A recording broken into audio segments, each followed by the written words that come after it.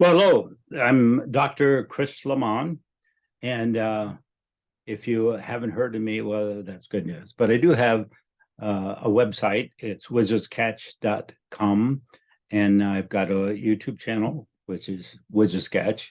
It's kind of a common phrase that I kind of play around with. I used to have a center in Southern California, and when I moved away from some of those tasks and traveled a little bit, I opened up a website. So Wizard is a template and a catch is a storage place and a website. So Wizard's Catch became kind of a template or storage of my thoughts and ideas at the time. And that's where this kind of launched from. And that was many, many years ago. Okay. So for those who have not been involved before, that's kind of the background. Um, Usually for the last couple of years, I've been doing an introduction to my blogs, kind of try to tie some of my YouTube channel, Wizards Catch channel, with my blogs. What I'm going to do this year and starting January, which is pretty much now, I'm going to do a little bit of chats about teaching. So it's a little different than what I've done in the past. And so that'll be the theme for this year. As a teacher, when my background's in psychology, not originally. Originally, I went to electronic engineering. I don't know what I thought I was going to do. Maybe get a job. I don't know what. And then I went into psychology and had a harder time finding a job. But it was all fun, and life is just an experience, and so that's pretty much what it is. So what I started learning from all the people that I've learned from, and even more so from who I've taught, is that the essential piece is to be able to get out of our story context and maybe be able to start to feel and sense patterns. Life for a piece of energy. I don't care what you believe. I think it's a soul or a spirit guide, or I don't care. It don't make any difference to me. Whatever you want to say, that's good. That's cool. Because there's no linguistic structure that defines anything other than what's in our logical world. And most of the phenomena of life, all those things we can't quite shake. We've seen things and done things. I have gone out of my way to do all that. Are a little hard to define logically. So the logical world comes up with crazy answers, and they struggle, not bad, they struggle to put it all together, and they don't necessarily accomplish it, and they change their mind a lot. And we're a part of that logical, if we have a body, you're a part of that logical system. Do I believe in, I don't know. People used to ask me, what do you believe in? I said, I believe in you. And I'm still saying, I believe in you. I really think that you can accomplish great things. I think the potential is there for you. That's where I start out. So when people come into classes and they sit there and they want to talk to me, the first thing they're looking for is that I'm going to confirm whatever their illusion is about what life is all about, the importance of life. So many people go, I know I'm here for a special reason, or my spirit guide has talked to me, or I can walk on water or whatever. And that's, hey, that's cool, like might come in handy, are you a magician? Do you get paid for this? I mean, those are good questions, right? So when you start out realizing that people can't disassociate from the stories. Let me explain stories. A story is how we put ourselves in a view, literally. I mean, we look out at the world and our eyes are up here, our ears are here. And how do we know we're in it? How do I know that I just was at a party? I mean, unless someone took pictures with a camera, I wouldn't really know. I might think I was there, but there's a lot of things I think that aren't necessarily true. And even more so from people I've worked with over the years.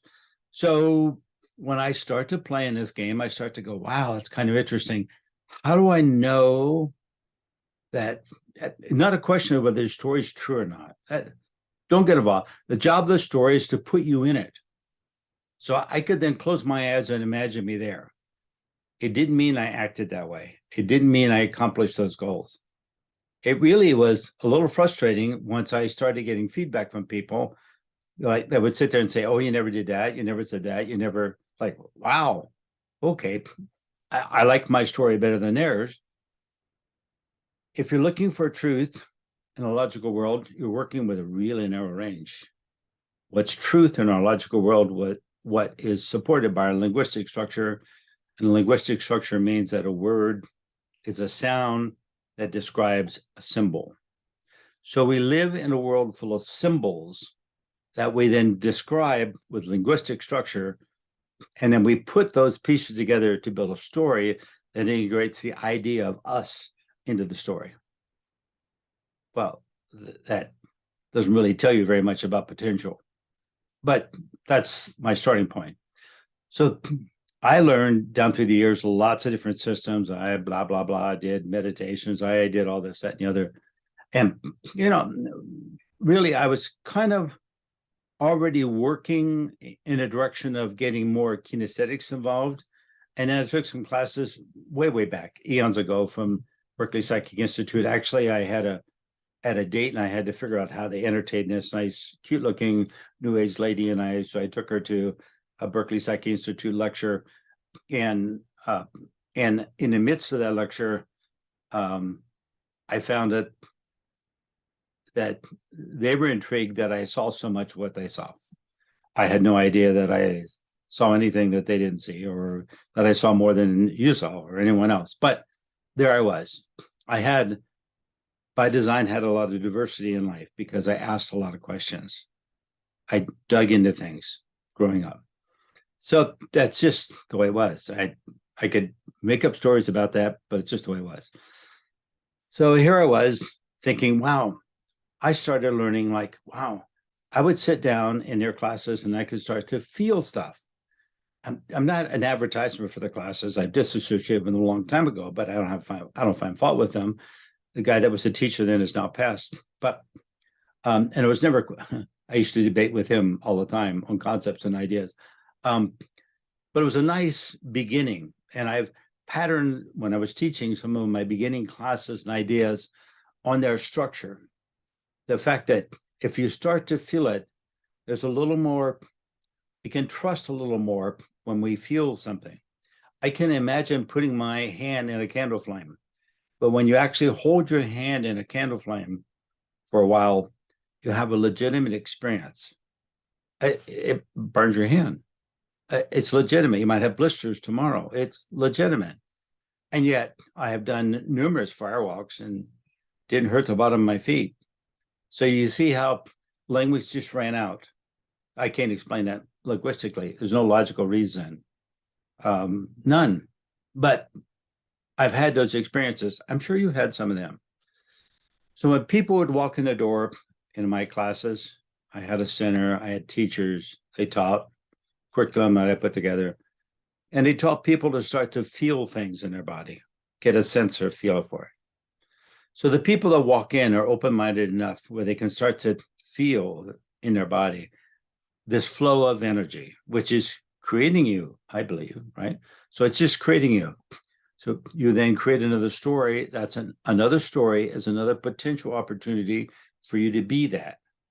Maybe you already think you are that. Oh, okay, that's cool. No problem. I don't see a problem with that. Maybe you, whatever you think, that's all fine and good. When you start to feel it, then you can start to work with it a little bit. This starts to give you a little diversity. Why is diversity important? Well, because when you start out, you're having all these offerings in the beginning. It's just like read the science. Kids are amazing learning. They learn a new word every 90 minutes in application. In application, they can use the word in sentence structure. Our learning curve is amazing, absolutely amazing, right? Lots of research on this.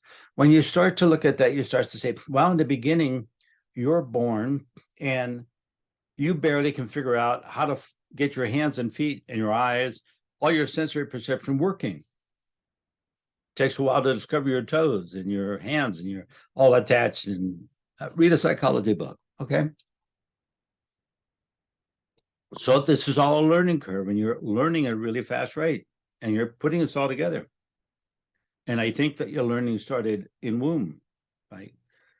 And so as you start to learn, start to diversify, at some place around 5, 6, 7 years old, somewhere in there, you've all of a sudden integrated into a package of logical definitions and stories. And then you can read the Workers Jeune Piaget, where he worked with kids all the way up to age 14 and what they learn and how they process and how that developed for them. And that's always not easy because he wrote the way he wrote the book, but his material was really pretty well grounded. So I enjoyed that. It was kind of a fascinating. So besides wanting to be an electronic engineer, which I still don't understand why, but what I also liked was a lot of his material. And I thought maybe if I don't become an electronic engineer, maybe I'll work with children 15, 16, 17 in that category.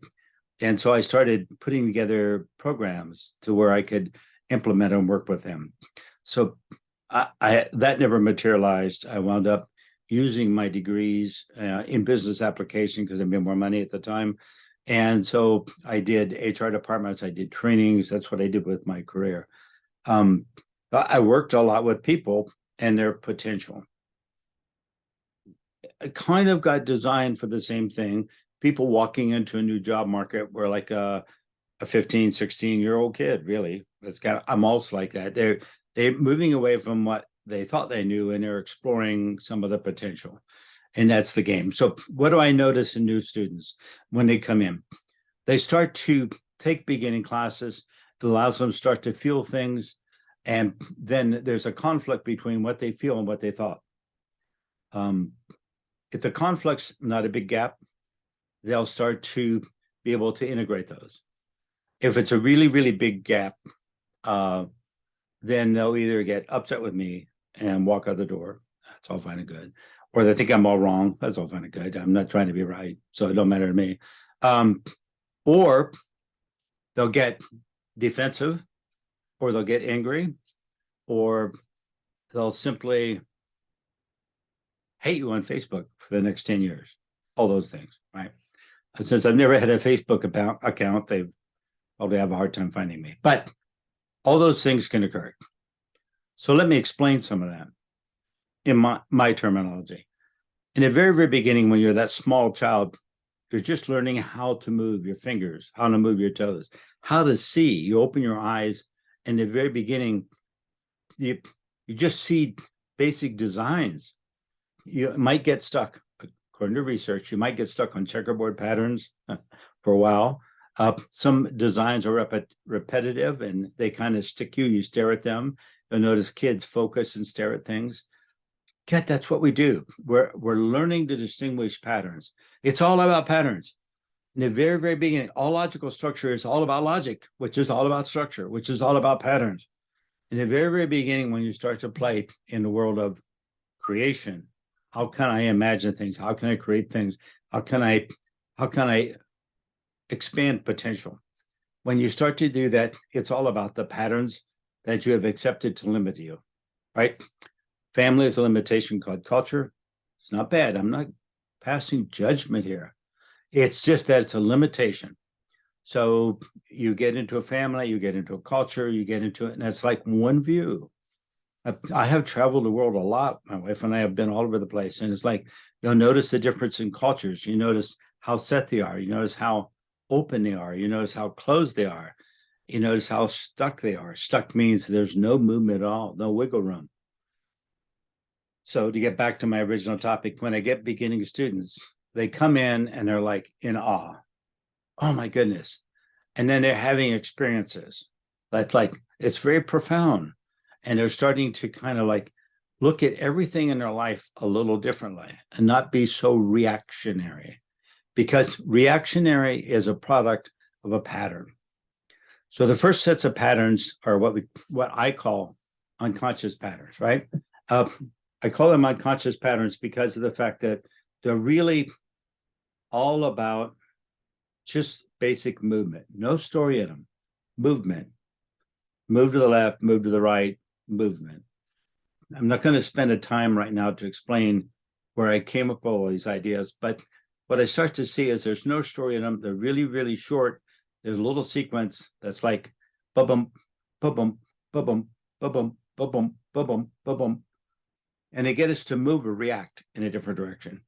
if you've ever picked something up, turned, did something, and you bumped into something, you wonder, what was I thinking about?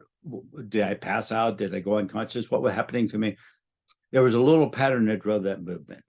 And those are all learned experiences. We could have really long hours of discussion on this. And there's tons and tons of books on this. All right. The next thing we start to do is we start to then learn somewhere around 5 or 6 to build stories, a little bit earlier than that. But, somewhere probably around 3 or 4, we build fragmented stories. We don't have all the cognitive function to be able to put it all together. By around 6 or 7, we have more cognitive functions to build a story out there. I can remember talking to my niece one time. She just had a birthday, so she had some money that people given her, a couple bucks. So she and I are sitting by a fountain and we're making up stories. Well, with all the money I got, I'm going to buy a big house for my parents. And I go, well, that's really cool. If you're going to buy a big house, why don't you get about 100 acres? Because then you could have buffalo on your acres or horses or what do you really like? Chickens? You like chickens? And we're going back and forth. And at some point in time in the fabrication of her and I making up stories, she finally looked at me and said, Grandpa, I only got $3.62. Okay, reality came in the click. We started out way beyond our $3.62 limit. Buying a house for mom and dad is probably beyond $3.62. And everything there was outrageous. And she came back to that. And I said, well, what would you do for $3.62? And she looked at me and she says, that's my question. I don't know what to do with that. That's it. People walk in a door with $3.62. They want to save the world. They want to fix the world. They want to control the world. They want to do, I don't know what they want to do. They got some story going on. And it's like, and if I say, hey, you only got $3.62, they get mad at me. It's all my fault. No. So I would imagine with them, I look at all these potentials. I'm not a financial advisor. I'm backgrounds in psychology. Let's take a look at potential. Let's go diversion. Let's go big and see what potential is. And then let's bring it down to what you have in your resources right now and what you're going to have to implement those resources to accomplish a bigger goal. That's my story. What do people hear?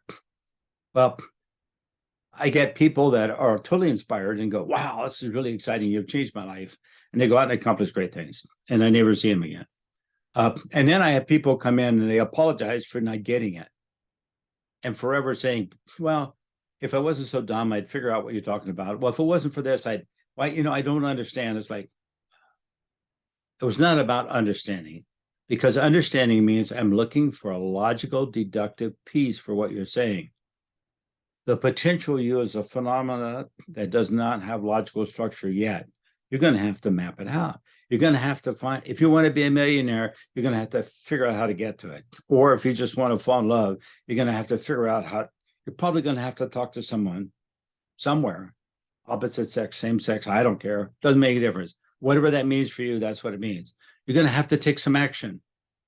And when you take action, we're bound to those basic patterns you learn somewhere in the first 2-3 years of movement, because that's what action is, movement.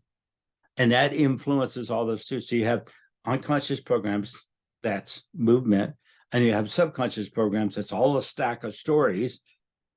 And I read, I don't remember the name, some psychologist that talked to those that being the Tower of Babylon, right? The Towers of Babylon, whatever, based on movement and then all these partition crazy stories that people have. And so his interpretation was, at some point in time, as you go up in the tower, nobody at some point can talk to each other or understand, and the whole thing tumbles, because the basic movement is like an earthquake in the bottom. It just shakes, right? So that's life.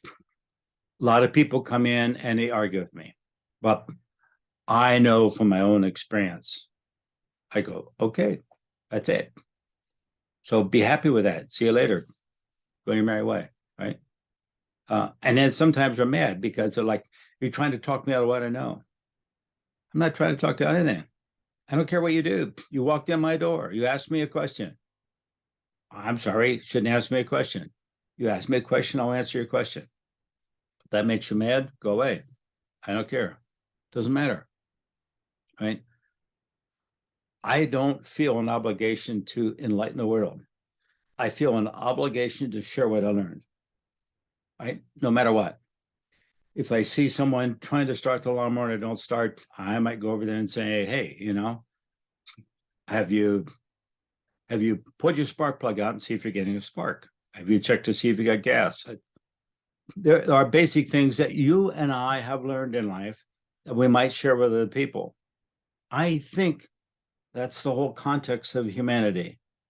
We help each other some way, shape, or form. If we spend all our time competing with everybody, well, then we have the world that's in the newspaper today. So at some point, we have to get back to helping each other and try to find some unification and find what we can learn from each other. I have learned from a lot of people. I don't agree with all of it. Some of it I was willing to argue about, and sometimes it proved that I was wrong, and sometimes it proved I was right. I really can't tell you that I've been right in life. As a matter of fact, I've been wrong more than I've been right. It's just that I managed to live for getting on to 80 years. So if you stay here long enough, your probability of rights start to become a little greater than your probability of wrongs. But never 100%, never. So that's the nature of it. I can remember a class I mentioned, people were talking about life on planet Earth. And I said, Joseph Campbell had a picture of the National Geographic that he sent a response to a friend of his. And it was a lioness. And she was taking a bite into a gazelle that she'd just taken down. And the gazelle had turned her head looking at the lion, that was attacking her. And his quote was, everything on this planet is either eaten or eats something else on this planet. Joseph Campbell's quote, not mine. I just said that in class. And I had a couple of people get up and walk out because that was so offensive. It's like, wow. Someone doesn't like the reality of life, right? It's intense out there at times, right? If you're applying for a job, you're falling in love, or you're just simply trying to get a taxi or a bus, it can get intense. Life can seem to be a bit of a struggle at times. And when it feels like a little bit of a struggle, you got to take a breath and you have to think, why is my range so narrow that it's a struggle?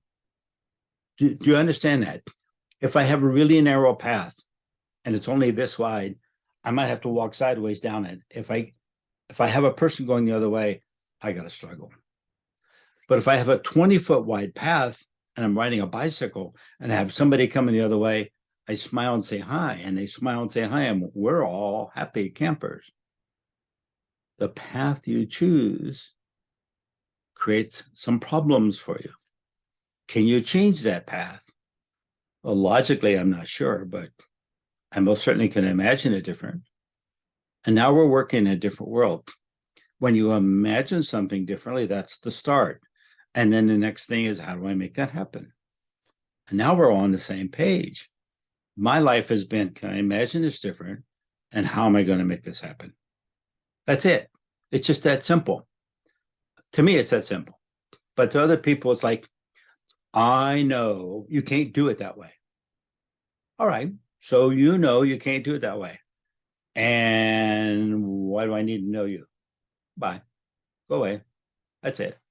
I'm looking for someone that can do it that way or has done it that way that could give me some insights. And maybe that will help, or maybe it won't. But Mom, we got a game that we're born and we come into this and we die. Think Monopoly. You get out, you set the board up, you all play Monopoly. And when you're all done playing Monopoly, win, lose, or just decide you're bored with it, you fold the board up and put it away. And whatever you did or lost or how much money you got or everything, it's all gone. Board's put away. Don't start up tomorrow. It's just gone. So that's the game of life. It all starts We have all these experiences. We have all these dreams. We have all these visions. We have all this stuff that we got to get onto the playing board. Somehow or another, we got to get on the playing board, and we got to manage to collect $200. We manage to stay out of jail. We manage to. That's our problems. We need to navigate in this game. We need to navigate.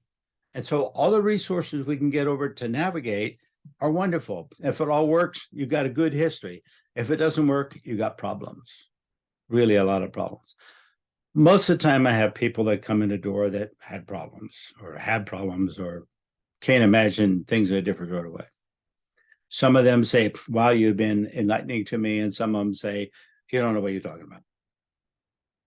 I'm good with both of those. It makes no difference to me. So because it makes no difference to me, I continue to offer. I don't have answers, but I most certainly have a lot of questions. In my story, in this logical world, you have to really pay more attention. What the average person's got a minute and a half attention span, and that's a struggle to pass a test. So in average life, running around with a cell phone in your hand and earbuds in your ears and radios going off, and you don't have any attention span at all. Forget it. It ain't gonna happen.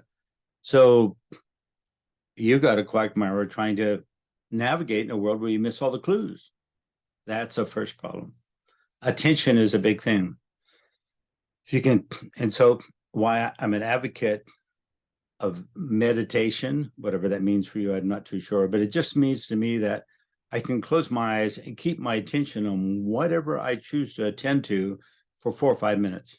I don't like 20-minute meditations. It's like on the internet, if I go to Google search and search for something, and I don't find it in 4 or 5 minutes, I turn it off and I go down the local store and I ask them questions. I'm done. But I have the same view with meditation. I sit down, I close my eyes, I relax. Might take me 3 or 4 minutes, and then I start attending to what's going on out there. And pretty much when I started meditation, I have a question going on. The question might be, what's the meaning of life? But it might be, how do I fix my plumbing leak? Or how do I winterize this winter? Or how do I figure out when to plant seeds this spring so that we don't get a late April snow and everything dies on me? Those are questions that I think are important, and those are questions that I ask. And in a meditation, I sit there and I start to relate. It's like, do I have the answer? Yeah, sometimes, but most of the time, I just get clues of where else to look. That's it. I go, wow. Or I'll open up an opportunity.